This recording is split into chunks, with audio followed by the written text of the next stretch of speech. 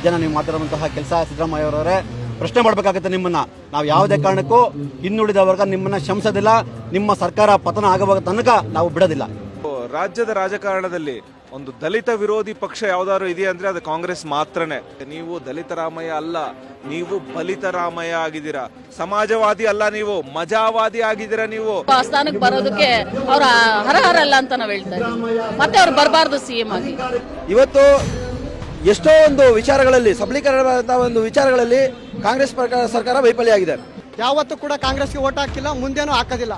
ನಮ್ಮ ಬೇಡಿಕೆ ಇಷ್ಟೇ, ಕಾಂಗ್ರೆಸ್ ಸರ್ಕಾರ ಅಧಿಕಾರಕ್ಕೆ ಬಂದಾಗಿಂದ ನಾವು ದಲಿತರ ಪರ, ಹಿಂದುಳಿದರ ಪರ ಅಂತಂತ ಹೇಳ್ಕೊಂಡು ನೇರವಾಗಿ ನಮ್ಮ ದಲಿತ ಸಮುದಾಯಕ್ಕೆ ಮೀಸಲಿಟ್ಟಿರುವಂತಹ ಹಣವನ್ನು ಕದ್ದಿರುವಂತಹ ಕಾಂಗ್ರೆಸ್ ಸರ್ಕಾರ ಅಧಿಕಾರಕ್ಕೆ ಬಂದಂತಹ ಹೊಸದ ಸಮಯದಲ್ಲಿ ಮುಂದೆ ಬಾಬಾ ಸಾಹೇಬ್ ಅಂಬೇಡ್ಕರ್ ಅವರ ಭಾವಚಿತ್ರವನ್ನು ತೋರಿಸಿ ಹಿಂದೆ ದಲಿತ ಸಮುದಾಯಕ್ಕೆ ಬೆನ್ನಿಗೆ ಚೂರಿ ಹಾಕುವಂತಹ ಕೆಲಸ ಇದೆ ನಮ್ಮ ಕಾಂಗ್ರೆಸ್ ಸರ್ಕಾರ ಮಾಡಿದ್ದಾರೆ. ಈ ಕಾಂಗ್ರೆಸ್ ಸರ್ಕಾರ ಯಾವುದೇ ಕಾರಣಕ್ಕೂ ನಾವು ಕ್ಷಮಿಸೋದಿಲ್ಲ.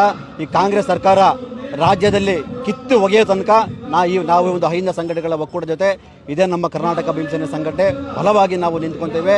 ನಮ್ಮ ಬೇಡಿಕೆ ಇಷ್ಟೇ, ನಮ್ಮ ಸಮುದಾಯದ ಹಣವನ್ನು ಯಾವುದೇ ಕಾರಣಕ್ಕೂ ನೀವು ಕದಿಬಾರ್ದು. ನಮ್ಮ ಸಮುದಾಯದ ಹಣವನ್ನು, ನಮಗೆ ಮೀಸಲಿಟ್ಟ ಹಣವನ್ನು ನಮ್ಮ ಸಮುದಾಯಕ್ಕೆ ಏಳಿಗೆಗೆ ನೀವು ಕೊಡಬೇಕು ಅಂತ ಈ ಮೂಲಕ ಮನವಿ ಮಾಡ್ತೇವೆ. ನಾವೆಲ್ಲ ಸಮುದಾಯದ ಹಿಂದುಳಿದ ಸಮುದಾಯ 64% ಸಮುದಾಯ ಪರ ಹಿಂದುಳಿದ ಸಮುದಾಯ ನಾವು ಓಟ್ ಹಾಕಿದ್ರಿ. ಆದರೆ ಸಿದ್ದರಾಮಯ್ಯರವರು ಮಾಡ್ತಿರುವಂತಹ ಕೆಲಸ ಹೇಳಿದ್ರು, ಅಹಿಂದ ನಾಯಕ ಅಂತ ಹೇಳ್ತಾರೆ, ನಾನು ದಲಿತ ರಾಮಯ್ಯ ಅಂತ ಹೇಳ್ತಾರೆ. ಇದನ್ನು ನೀವು ಮಾಡ್ತಿರುವಂತಹ ಕೆಲಸ ಸಿದ್ದರಾಮಯ್ಯ ಅವರವರೇ ಪ್ರಶ್ನೆ ಮಾಡಬೇಕಾಗುತ್ತೆ ನಿಮ್ಮನ್ನ. ನಾವು ಯಾವುದೇ ಕಾರಣಕ್ಕೂ ಹಿಂದುಳಿದ ವರ್ಗ ನಿಮ್ಮನ್ನ ಕ್ಷಮಿಸೋದಿಲ್ಲ. ನಿಮ್ಮ ಸರ್ಕಾರ ಪತನ ಆಗುವ ತನಕ ನಾವು ಬಿಡೋದಿಲ್ಲ. ರಾಜ್ಯದ ರಾಜಕಾರಣದಲ್ಲಿ ಒಂದು ದಲಿತ ವಿರೋಧಿ ಪಕ್ಷ ಯಾವ್ದಾದ್ರು ಇದೆಯಾ ಅಂದ್ರೆ ಅದು ಕಾಂಗ್ರೆಸ್ ಮಾತ್ರನೇ. ನಾವು 70 ವರ್ಷ ಸ್ವಾತಂತ್ರ್ಯ ಆದ್ಮೇಲೂ ಇನ್ನೂ ಶೋಷಿತವಾಗಿ ಇದೀವಿ ಅಂದ್ರೆ ಅದಕ್ಕೆ ಮುಖ್ಯ ಕಾರಣ ಕಾಂಗ್ರೆಸ್ಸೇ, ಮತ್ತಾರು ಅಲ್ಲ. ಇವತ್ತು ರಾಜ್ಯದಲ್ಲಿ ದಲಿತರಿಗೆ ತುಂಬಾ ದೊಡ್ಡ ಅನ್ಯಾಯ ಆಗಿದೆ. 26,000 ಕೋಟಿ, ₹1 ₹2 ಅಲ್ಲ, 26,000 ಕೋಟಿ 1.5 ವರ್ಷದಲ್ಲಿ SCP ST TSPಗೆ ಮೀಸಲಿಟ್ಟಿದ್ರು ಹಣ. ಅದು ಹೆಂಗ್ ಬಳಸ್ತಾರಂದ್ರೆ SC ST ಜನಾಂಗಕ್ಕೆ ಒಂದು ಯೋಜನೆಗಳನ್ನ, ವಿಶೇಷ ಯೋಜನೆಗಳನ್ನ ರೂಪಿಸಿ ಆ ಹಣವನ್ನ ಖರ್ಚು ಮಾಡಬೇಕು ಅಂತ ಕಾನೂನಿದೆ.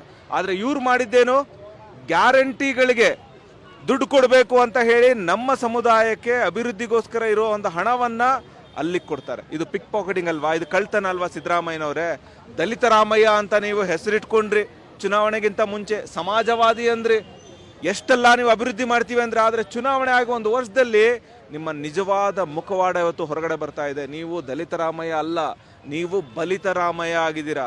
ಸಮಾಜವಾದಿ ಅಲ್ಲ, ನೀವು ಮಜಾವಾದಿ ಆಗಿದ್ದೀರಾ. ನೀವು 63 ಕೋಟಿ ಮೂಡದಲ್ಲಿ ಬೇಕು ಅಂತ ಹೇಳ್ತಿರಲ್ಲ, ಇದು ಮಜಾವಾದಿ ಅಲ್ವಾ ಇದು?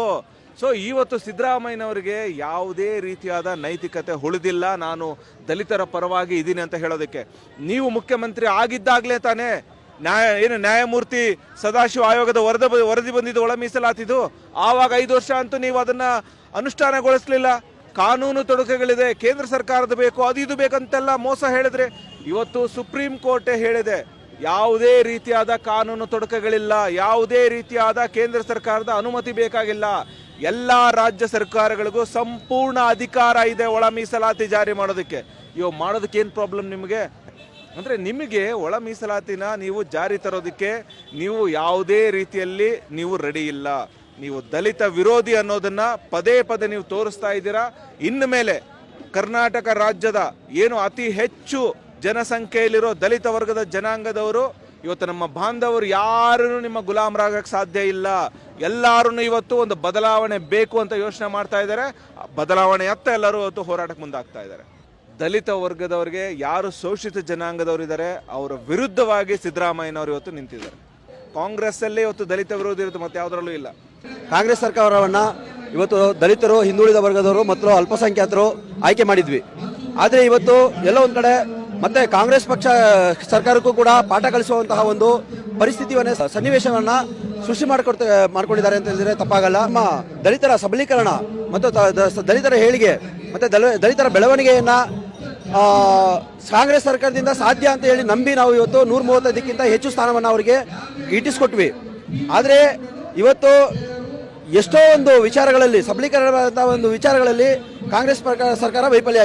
ಉದಾಹರಣೆಗೆ ಹೇಳಬೇಕು ಅಂತಂದ್ರೆ PTCL ಆಕ್ಟು, ಮತ್ತೆ ಪ್ರಬುದ್ಧ ಯೋಜನೆ, ಮತ್ತೆ ಒಳ ಮೀಸಲಾತಿ, ಅದೇ ತರ ದಲಿತರ ಮೇಲೆ ಆಗ್ತಕ್ಕಂಥ ದೌರ್ಜನ್ಯಗಳು, ಅನ್ಯಾಯಗಳು, ದಬ್ಬಾಳಿಕೆಗಳು 54ಕ್ಕಿಂತ ಹೆಚ್ಚು ಏನು ಮೀಸಲಾತಿಯಿಂದ ಆರಿಸಿ ಬಂದಿರತಕ್ಕಂಥ MLAಗಳಿದ್ದಾರೆ, ಅವ್ರಿಗೆ ನಾಚಿಕೆ ಆಗಬೇಕು ಇವಾಗ. ಯಾಕಂತಂದ್ರೆ ಇವತ್ತು ನಾವು ಅವರ ಒಂದು ಲಾಭ ಮಾತ್ರ ಪಡ್ಕೊಂಡು ನಮ್ಮ ಸಮುದಾಯದನ್ನ ಬೀದಿ ಪಾಲ್ ಮಾಡ್ತಾ ಇದ್ದಾರೆ. ಬೀದಿಯಲ್ಲಿ ಇವತ್ತು ನಾವೆಲ್ಲ ಹೋರಾಟ ಮಾಡ್ತಿದ್ರು ಅವರು ಬೆಚ್ಚಗೆ ಕೂತ್ಕೊಂಡಿದ್ದಾರೆ ಅಂತಂದ್ರೆ ಅವ್ರು ಯಾವ ಒಂದು ನಿಟ್ಟಿನಲ್ಲಿ ಸಾಕ್ತಾ ಇದ್ದಾರೆ. ನಮ್ಮ ನಾಯಕರುಗಳು ಇವತ್ತು ಅವರ ಪರ ನಿಂತ್ಕೊಂಡು ಮೂಢ ಹಗರಣಕ್ಕೂ ಕೂಡ ಬೆಂಬಲ ಸೂಚಿಸ್ತಾ ಇದ್ದಾರೆ ಅಂತಂದ್ರೆ ನಿಜಕ್ಕೂ ನಮ್ಮ ನಾಯಕರುಗಳು ಯಾವ ರೀತಿ ಕಾಂಗ್ರೆಸ್ಸು ಅಥವಾ ಸಿದ್ದರಾಮಯ್ಯ ಅನ್ನೋರನ್ನ ತಲೆ ತುಂಬಿಕೊಂಡಿದ್ದಾರೆ ಅಂತಕ್ಕಂಥದ್ದು ಆತ್ಮಾವಲೋಕನ ಮಾಡ್ಕೋಬೇಕಾಗಿದೆ ಇವತ್ತಿನ ದಿವಸ. ಇಲ್ಲಿ ನಮ್ಮ SC STಗಳಿಗೆ ಅಭಿವೃದ್ಧಿ ಮಾಡಬೇಕಂತ ಹಣವನ್ನು ಈ ಗ್ಯಾರಂಟಿ ಯೋಜನೆಗಳಿಗೆ, ಅಂದರೆ ಇವರು ಅಧಿಕಾರಕ್ಕೆ ಬರಬೇಕಾಯ್ತಲ್ಲ, ಅದಕ್ಕೋಸ್ಕರ ಗ್ಯಾರಂಟಿ ಯೋಜನೆಗಳು ಕೊಟ್ಟಿದ್ರು. ಅದಕ್ಕೆ ನಮ್ಮ SC STಗಳಿಗೆ ಮೀಸಲಿಟ್ಟಂಥ ಹಣವನ್ನು ದುರುಪಯೋಗ ಪಡಿಸ್ಕೊಂಡಿದ್ದಾರೆ. ಮತ್ತು ನಾವು ಯಾವತ್ತೂ ಕೂಡ ಕಾಂಗ್ರೆಸ್ಗೆ ಓಟ್ ಹಾಕಿಲ್ಲ, ಮುಂದೇನೂ ಹಾಕೋದಿಲ್ಲ.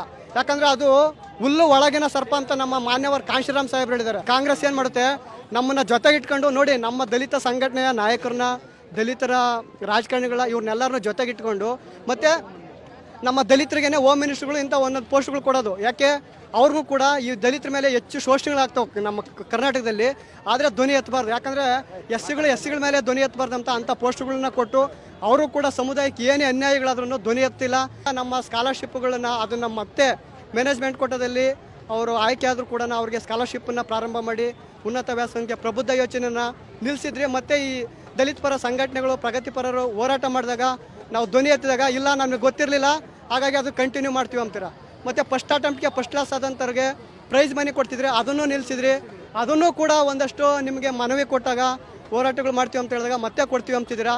ನೀವು ಎಲ್ಲ ಒಂದೊಂದಾಗೆ ತೆಗಿಯಕ್ಕೆ ಹೋಗೋದು, ವಿರೋಧ ಮಾಡಿದ್ರೆ ಇಲ್ಲ ನಾವು ಕೊಡ್ತೀವಿ ಅನ್ನೋದು, ವಿರೋಧ ಮಾಡಿಲ್ಲ ಅಂದರೆ ಮುಚ್ಚಾಕೋದು. ಮತ್ತೆ ಅವರು ಆ ಸ್ಥಾನಕ್ಕೆ ಬರೋದಕ್ಕೆ ಅವ್ರ ಅರ್ಹರಲ್ಲ ಅಂತ ನಾವು ಹೇಳ್ತಾ ಇದ್ದೀವಿ. ಮತ್ತೆ ಅವ್ರು ಬರಬಾರ್ದು CM ಆಗಿ. ದಲಿತ ಮುಖ್ಯಮಂತ್ರಿಗಳು ಸುಮಾರು ಜನ ಇದ್ದಾರೆ. ಮಲ್ಲಿಕಾರ್ಜುನ ಖರ್ಗೆ ಅವರು ಇದ್ದಾರೆ, ನಮಗೆ ಪರಮೇಶ್ವರ್ ಅವರು ಇದ್ದಾರೆ, ಅವ್ರಿಗೆಲ್ಲ ಕೊಡ್ಬೋದು ಅಂತ ನಾವು ಹೇಳ್ತಾ ಇದ್ದೀವಿ.